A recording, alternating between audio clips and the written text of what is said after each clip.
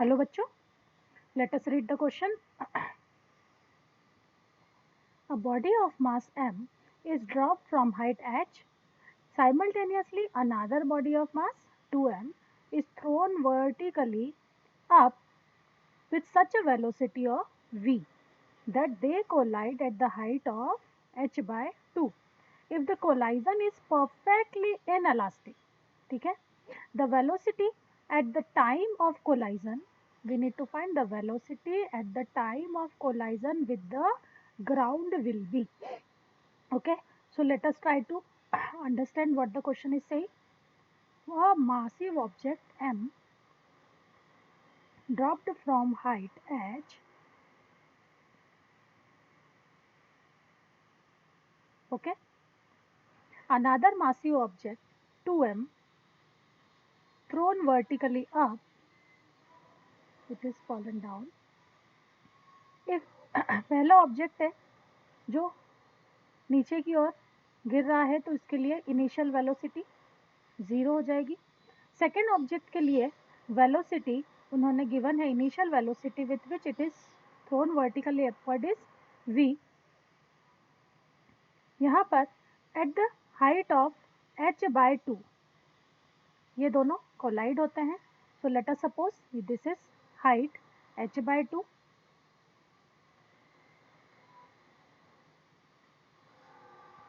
They are colliding with each other. So like this, they will be colliding.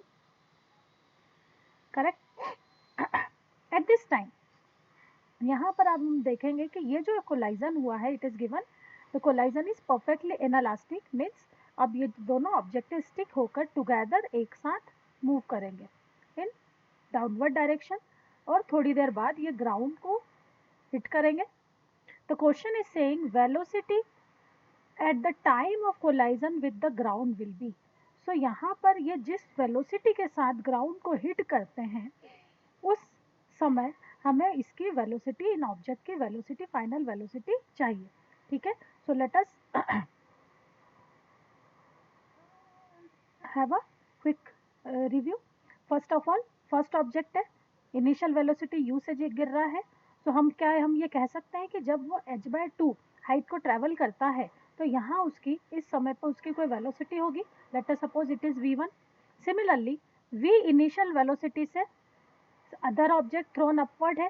So at the time of hitting, है ना, one another, इस second object की भी कोई velocity होगी. Let it is be v2.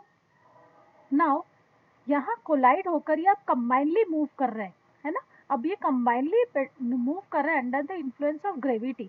So obviously at this time this v2 will be 0, क्योंकि अब क्या है, ऑब्जेक्ट सिर्फ नीचे की ओर जा रहा है. मीन्स v2 तो अपवर्ड मोशन हो रहा था, तो v2 का मोशन डाउनवर्ड हो रहा है. मीन्स इसका हाईएस्ट वेलोसिटी इस पॉइंट पर या फाइनल वेलोसिटी इस पॉइंट पे क्या हो गई है, 0. Now they are moving with a combined velocity. तो इस समय पे इसकी जो कंबाइंड वेलोसिटी है दोनों की, तो वो हम ले लेते हैं v डैश. करेक्ट. अब ये दोनों ऑब्जेक्ट v डैश वेलोसिटी से डाउनवर्ड मूव कर रहे हैं एंड इस पॉइंट पर जब वो ग्राउंड को हिट करते हैं इस समय पर उनकी कुछ फाइनल वेलोसिटी होगी जो कि होगी v double dash. So we need to find in this question is v double dash. Correct. So let us, the key concept which we are using over here will be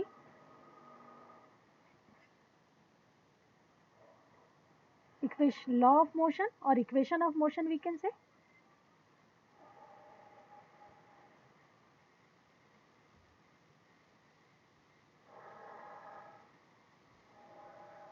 And second, if they, as they are colliding, so we can use law of conservation of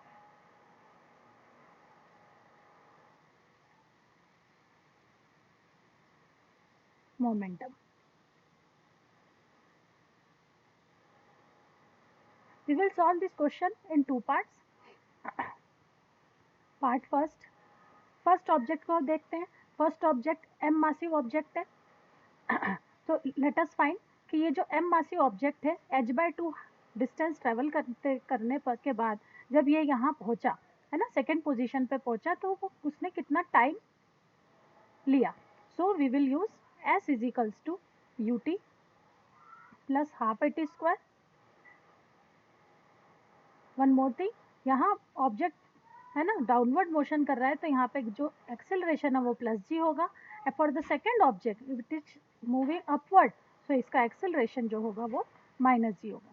so utilising the value s is h by two is equals to initial value is 0 plus half a is g t square.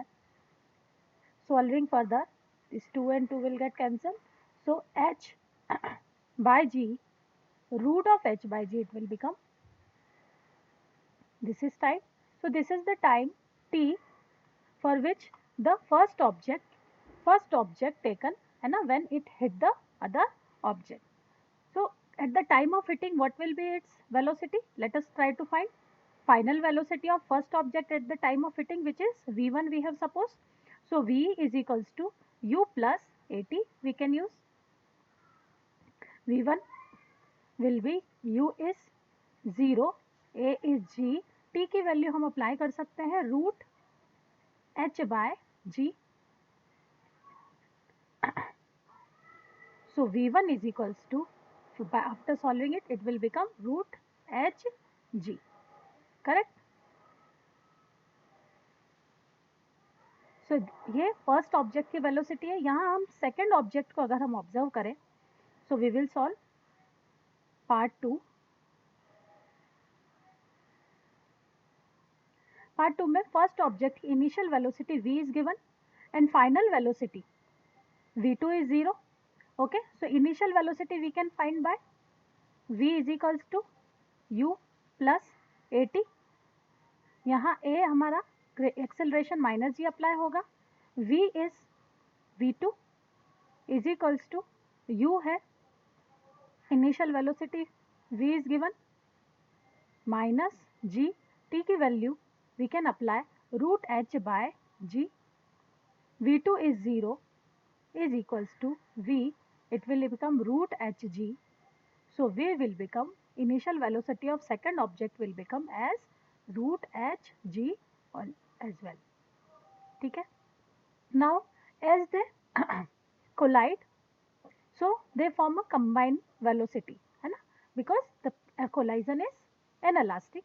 So we can use over here the law of conservation of momentum. So according to it, we can use equation m1 u1 plus m2 u2 is equals to m1 plus m2. Combined velocity we have given as v dash. Okay, what is u1 over here? Mass, first object का mass m है, u1 हमारा है v1 plus second object का mass 2m and velocity is v2 is equals to m plus 2m. v dash है, okay, this is m, v1 is root of hg plus 2m, v2 is 0 is equals to 3m into v dash. This will become further, m and m will get cancelled, m time of root hg will get cancelled by 3m v dash. So v dash is equals to root hg by 3. So this is the combined velocity of both the object at the time of collision. Now we need to find with what velocity they will hit the ground. ठीक है. So ground के लिए hit कर, जब वो ground पे hit करते हैं तो उनके velocity क्या होगी, उसके लिए we can apply the equation v square minus u square is equals to 2as. Correct. Now what is, इस केस में आप देखेंगे कि इनिशियल वेलोसिटी v dash है, final velocity v double dash है. Okay, so over here we will use initial velocity v dash minus v double dash square minus v dash square is equals to 2. a जो apply होगा वो होगा g, positive g, s है h by 2. So v double dash square is equal to v dash value of v dash is in this equation root of hg by 3. So this will become hg by 9 is equals to, sorry, it is minus over here,